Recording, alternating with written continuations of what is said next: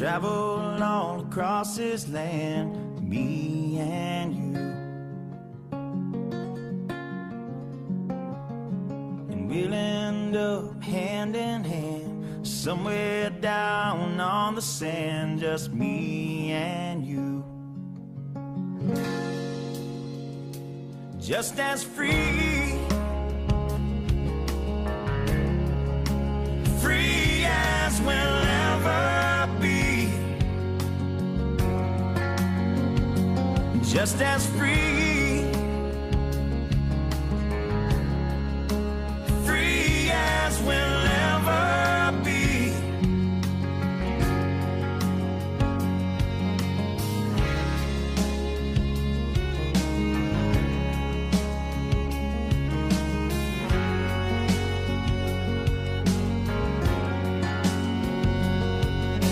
We drive until the city lights dissolve into a country sky, just me and you.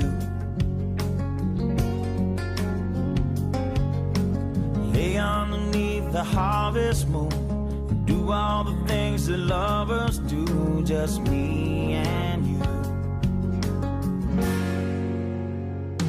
Just as free, free as we'll ever be. Just as free, free as we'll ever be, and ever be.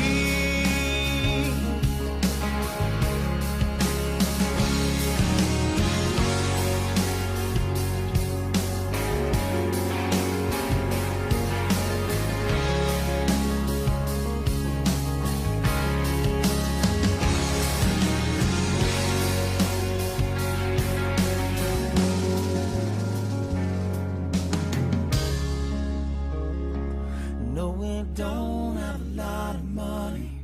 No, we don't have a lot of money. No, we don't have a lot of money. No, we don't have a lot of money. No, we don't have a lot of money. No, we don't have a lot of money. No, we don't have a lot of money. All we need is love. We're free as we'll ever be. Just as free, free as we'll ever be.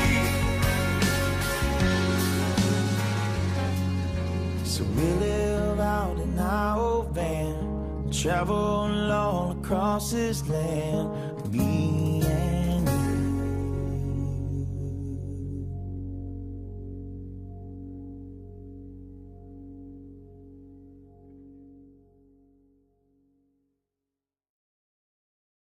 And while some states make it next to impossible for independent candidates to get on the ballot, others like to change their rules without notice. This happened to Gary Johnson in Ohio after the Secretary of State threatened to keep the Libertarian Party nominee off the ballot.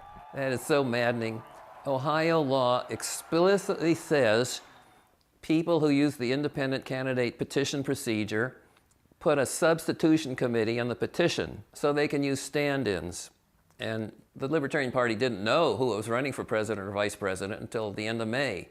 And it wanted to get working on the petition.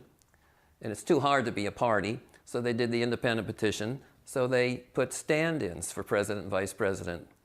And then they go to turn them in, and the Secretary of State acts like he never heard of such a thing, and the newspapers didn't investigate. If they had, they would have seen this had been used by John Anderson in 1980, by the Constitution Party 3 years in a row, 1996, 2000, and 2004, by Ralph Nader in 2004 for vice president.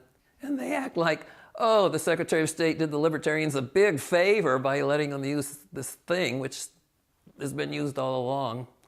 They're so secure with the two-party system, why would they care if there's a third option? There's been unbelievable hostility just in the last few months to minor parties by certain states reinterpreting their rules to make them much worse and doing it at the last minute, so there's no time for the parties to fight back. So why is it special to be a libertarian? Why would people want to be one? Why would your friends want to all of a sudden join you? Here's the reason why. When you look at the Democrats right now, their North Star, or their place they go to, their ideal is always what is good and what helps. That's a lot of great intentions, but it's just intentions. And those intentions often fail because they'll use whatever means necessary to do what they feel is good or is going to help. And who decides what that is? It's not clear. The Republicans, though, they have the idea of we do what is right and righteous. That sounds great also. Great intentions. But those also fail because they'll do whatever they think is appropriate to make that happen, to include taking away our rights, using law or government. But the libertarians have a very special North Star, and that's the non-aggression principle. And what that means is we don't want anyone to force anyone to do anything they don't want to do. We don't want to force you.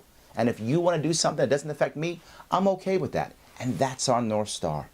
So everything we do moves towards that. And if it begins to involve force or coercion or somehow making people do something or punishment or violence, we move against that. We don't want that. That's what makes us special. That's why I'm a libertarian.